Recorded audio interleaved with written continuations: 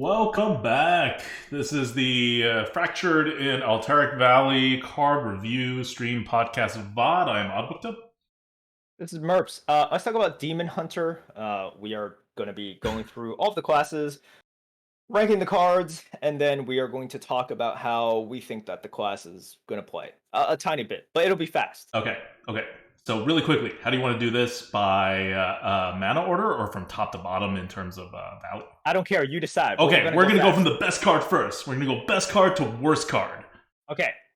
So there is two cards here. Oh, we'll start off. Demon Hunter has no S tier cards in this one. And some classes do have S tier cards. In fact, spoiler alert, not really, because we told you this a couple Lightforge podcasts ago. Two of the classes, at least, has S plus tier cards. The first of its kind. But Demon Hunters don't have any of that. But they do have two A tier cards. A tier cards are cards that I don't think should exist in neutral, but in class cards, I think they're fine. This is the highest of the power level that I find acceptable in class cards. And Demon Hunters are getting two of these. So it's good that Demon Hunters don't have absurdly powerful S tier cards like Performers being created anymore. Or Cycle of Hatred that they're getting back. Yeah. And Cycle of Hatred never got nerfed, right? No. Great. Wonderful. Like the only card that did not get nerfed from the original. But okay. So the first one that is tier A is Battle-Worn Vanguard. Battle-Worn Vanguard is a 2-mana 2/2. After your hero attacks, summon 2 1/1 Fellwings. That's real good. Really good. You're going to be using your hero power a lot. You could drop this on turn 2. It's a little bit unsafe. But on turn 3, this could be good. This could be good later on as well. The Fellwings are also demons. There's like some applications for that.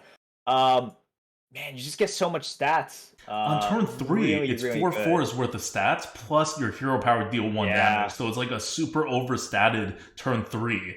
And then, if this doesn't die immediately, every single turn, you get 2 extra 1/1s when you use your hero power, which you would anyway, if at all possible. Yeah, super duper solid. And like, it's not a blowout card, right? You're gonna see some of these cards, and this isn't a card that blows out. But man, this is gonna contribute to so many wins because it's so good. It's so flexible. It can turn the tides really early on. So this is the kind of like card that I like. You know, it's not a swingy A card. It's just like a nice consistent A card that is like at the kind of the line in which I'm like, yeah, you know what? I don't think this is hurtful for Arena. This is just like real good. Yep. Like these are the kind of swings that are okay. Barely. Next up, we have another A tier card, Flanking Maneuver. Flanking Maneuver is a 4-mana card that says summon a 4/2 demon with Rush. If it dies this turn, summoning it better freaking die this turn. Summon another. You are only using this if it dies, like pretty much. And I don't understand if it doesn't die. What? There's a 1 attack thing that you really need to kill. But yeah, it's like a double huffer. It's like that mummy card, right? Yep. That the warriors have. Yep. Yeah, it's that restless mummy, right? But like even. Well, not always better, but a lot of the times it'll be. But that mummy card is probably like an A+, honestly. I think that mummy card is better than this card. Because that mummy card's 3 mana, deal 3 damage twice. What? No, it's not 3 what? Oh no, is that 4 mana? Yeah, it's a 4. Okay. Wait, well, how good do you think Mummy is? What the I thought it was an insanely good card. I mean, it is an insanely good card, so it's just an even better card. It's not that good. What the heck? I don't know. It's Hearthstone now. It's 2022 Hearthstone. No. But that wasn't printed. Like, that was printed. Oh, that's true. That was printed years ago. Jeez. All right, sorry. I just made the 2022 version of it. You'll see. I'm just ahead of my time. Adam actually gets all these leaks, so he's just like leaking cards from like 2 expansions out. Okay. Oh my god. Yeah. All right. Well, take this. It's 8 damage for 4 mana. Good. Really good. Next up, we have a B tier card. There's only 1 B tier card. And remember, B tier is good. I don't know if people think B is good. Like, in my mind, I don't think B is good, but I was raised by Asian parents. I think maybe people generally think B is good, but for us, B is good, right? In our tier list, B is good. That's the bulk of the cards. If you know, in the neutrals, there was one B plus, and one A, and one S, and everything else was B or below. So B is good. Dread Prison Glaive, 1 mana, 1/3 weapon, honorable kill. And keep in mind, this is Demon Hunter. You can adjust your attack, so honorable kill is much easier to get. Honorable kill. Deal damage equal to your hero's attack to the enemy hero. Okay. It's good weapon, you know? I don't know. Yeah, like, so we'll start with one thing. Weapons are really good for Demon Hunter because their hero power allows them to adjust for damage. One of the problems with weapons in all the other classes is your opponent knows what you can do the next turn after you use it. And that kind of makes it a little easier to play around. With Demon Hunters, there's a variation of at least plus or minus 1, which makes it really hard to deal with it. And this weapon, because it lets you have plus or minus 1 too, will make setting up honorable kill super easy. And it has its own honorable kill that, like, yeah, it doesn't seem like much, just dealing some extra face damage to the opponents, but you're a Demon Hunter. You're always pushing random face damage to your opponents. That is a vital part of your entire game plan. And so getting that extra, like, 3 to 5 damage onto your opponent's face is so important. And that's actually a large part of the value of this card. Like, if it did not have this honorable kill, this card would not be, like, a B-rated card. Oh, yeah.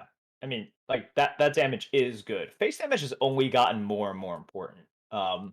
Putting pressure on your opponent, invalidating some cards in their hands, it's very good nowadays. Mm-hmm. Okay. So next up, we are at C+. At C+, we have Field of Strength. C+, it's still a very good card. It is a 2-mana card. Field of Strife is the first card we're going to see of these, like, I don't know what to call it, like environments or like battlefields or just like an area. I think it's a very interesting concept. Like, design-wise, I freaking love this. But it acts like for the next 3 turns, something happens, right, at the end of every turn. And so here, it's your minions have +1 attack. So when you play it, all your minions have +1 attack, and then it will continue to have +1 attack until the end of 3 turns from now. So that's kind of the effect. It's like a not a permanent effect, but like a 3-turn effect that just remains the same. So I really love this kind of design decision for Hearthstone, which is kind of a game that doesn't have the Magic the Gathering equivalent of like enchantments, right, or things you can. This is kind of a way to work around that. And this one is a C+ because, well, you're really getting most of your value on the first turn. Your +1 attack with initiative, really good. Surprising your opponents, possibly getting lethal even, super good. The next 2 turns after that, you just have a little bit of extra stats. Like, it's certainly significantly better than nothing, but it's not, like, super good. So yeah, C+. This is one of those cards in which I was initially poo-pooing on all of these. I'll call them what? They're objective cards, right? Like, people are saying they call them objective cards. Yeah, they call them objective These cards. objective cards, I want to call them like battlefield cards. Yeah, battlefield cards sounds so much better. Right. But I'll call them what they call it, which is objective cards. Because it's harder for you to visualize, and it's easier for you to poo-poo on it not doing what you want immediately. And this one is easier to see it. So this one's a bad example. This one's front-loaded. This one's very front-loaded. Yeah, this one's front-loaded. There are some that are very not very backloaded, but like definitely you don't get the max value in the first turn. And my first instinct is to be like, oh, that sucks. But then once again, I'm like, think about this rotation a lot. I'm like, no, it's like people probably aren't going to rush you down. Like, you're going to get that value. So it's like, okay, well, how is it going to play out? And the more I thought about these, the more I like them, like a good amount. And especially you'll see with some of these objective cards. Some of these are amazing. They're really powerful. 3 turns is a long time as well. So I think some of you might look at it and be like, because it isn't permanent or somewhat permanent. You know what's also really not permanent? Creatures. But we think of them as more permanent, right? They're way less permanent. What minion survives 3 turns? Yeah, they're way less permanent than this on average. So yeah, like this is more permanent than something like a raid leader, Yeah. like much I more mean, that's why permanent than Raid Leader like has a 2/3 body for like 1 extra right. mana, right? Like because they know it's not as permanent. But yeah, if you Yeah. think about it as a Raid Leader's effect, it's getting that effect guaranteed for 3 turns for 1 less mana, and you lose a 2/3 body. Like it's way better than Raid Leader, and of course we give it a C plus. Raid Leader's not a C, much less a C plus. Like Raid Leader is, I think, clearly worse than a Yeti. Yeah. So I think this is a card that more people will get closer to our rating, or our rating will be closer to most people's than some other objective ones in which our score might be probably higher You're than what previewing our ridiculous ones for some of them. I Hey, when I know. mapped them out, I was like, "Oh my god, I did the math wrong." And then I mapped it out like two other different ways, and I was like, "Nope, you know what? These cards are just good." Yeah. So this Mm, uh, once again, look, I feel like I have to say this every time because Blizzard can make any statement that we make, even wild statements about the meta, be either totally true or totally false. But like, man, these sorts of objective cards, they're going to be a lot more relevant. Like, if you think that they're not good, I think you're going to be shocked or very yeah, surprised by how impactful they are because of how little you can play around them, as in, oh, I'm gonna just try to end the game, just end the game, forehead. That's gonna be really hard. The hmm game will go on longer, so your grandiose ideas of putting out tempo and it's like what, hitting them in the face and not getting punished, and or like them not doing anything to clear you, that's really tough. yeah, So there's gonna be a lot of value to be had with these objective cards. yep. All right, C plus, better than most cards in your deck. Yeah, Uh, it's fine. yeah, We're not saying this is amazing. yeah. It's a C This is plus. one of Yeah, the this is fine. lower objective cards. The good one. Good. Okay. Now we have two more cards that are in the C category, which means they're a little better than a Yeti. Um, and the first one of these is Flag Runner. 3 mana, 1/6. Whenever a friendly minion dies, gain +1 attack. 3 mana, 1/6, not good. 3 mana, 2/6, really good. So go kill off a minion.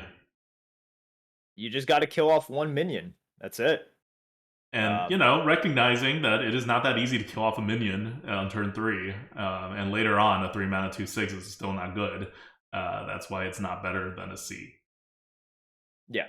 Um, and yes, of course, if you have like big board that you were gonna kill off anyways, it could be good. But once again, we're getting into kind of conditional things. It's fine. It's fine where it's at. Next one is Urzul Giant.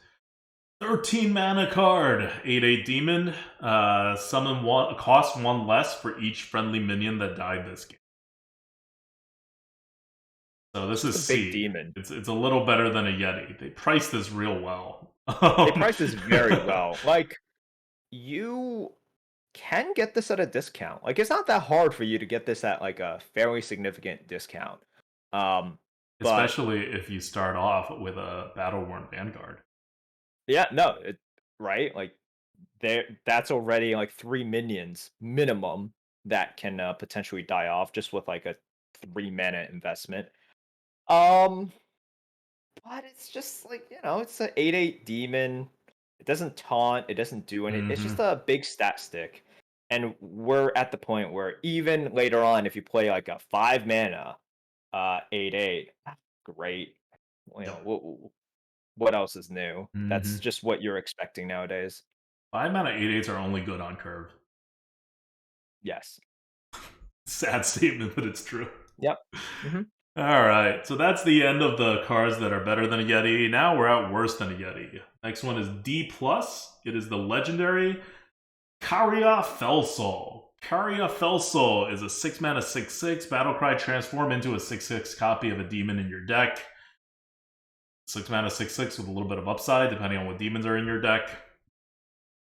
D plus. D plus. Great.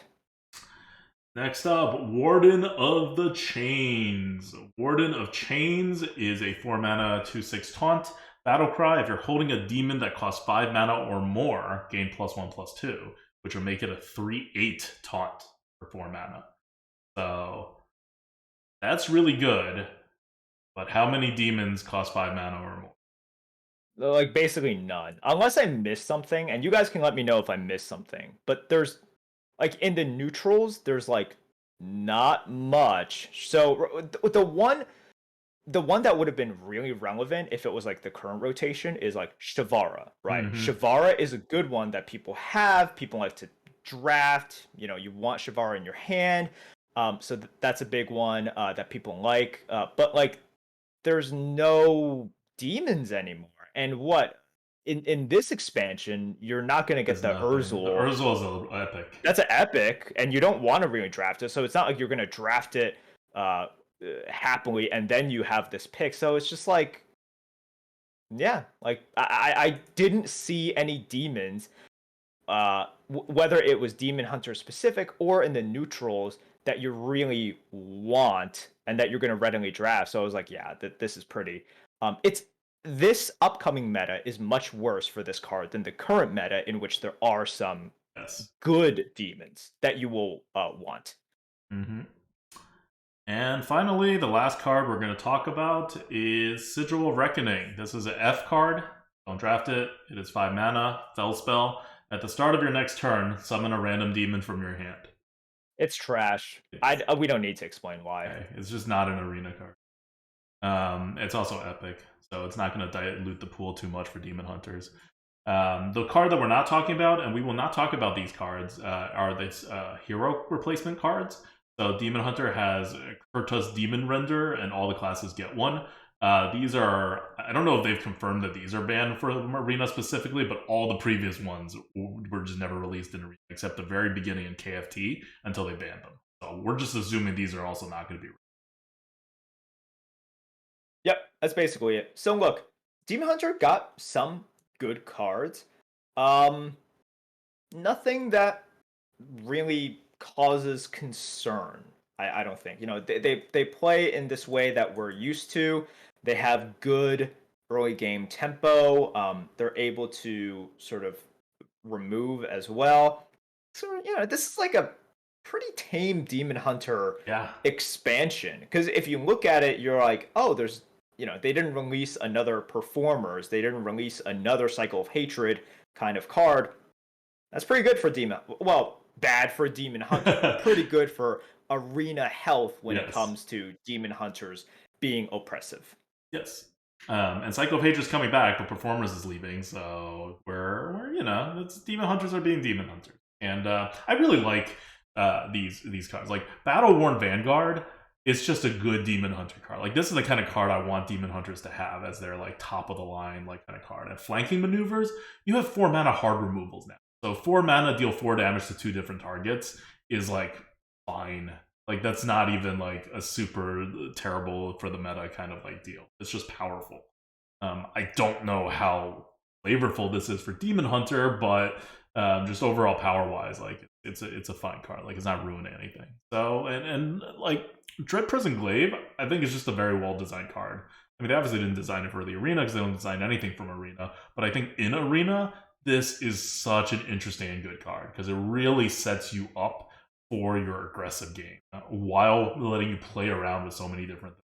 In an honorable kill meta, this is so interesting. Like I'm very much looking forward to playing with Dread Prison Glaive. I think it'll just be fun. Yep, I think it's gonna be fine. The biggest boogeyman is still going to be Cycle of Hatred. Now, we are not in a meta that is going to have Scorpid in it. And Scorpid really enabled Cycle of Hatred because they could discover it, and Demon Hunters didn't have that many cards. So really, your chance of discovering any specific spell was much higher. And the Panda's also not in because Stormwind is not. Yeah, the Panda is not in. So it won't be as bad, potentially, but Cycle of Hatred is going to be draftable, and sometimes through other means of generation. For example, Mage Scribe is back in, and I love how every quick class chat is. As soon as Oh, yeah. like right before you get to Mage Scribe, everyone's thinking it, and someone in chat's like Mage Scribe. I mean, of course. Well, Mage Scribe is like the main way to generate now, right? Because you can generate 2 spells. Everyone is going to pick it. Mage Scribe is every class's sort of like Yep. big drop of choice, right? Because it costs 6 mana, but you're not gonna you don't drop it on 6 too often. You drop it later on so you can play a spell, and then it gives you the stuff. And then of course it's random, so you don't know what they got. It's not like they picked it. And then it just makes it more painful when it does hit. But yeah, we're not looking at like a terrible in terms of health expansion for Demon Hunter. We'll see. It really matters like what they do with Cycle of Hatred. I think that will determine how painful it is to play against Demon Hunter. Otherwise, they're just going to be the nice tempo oriented class. A nice Demon Hunter for a change. All right. That's it.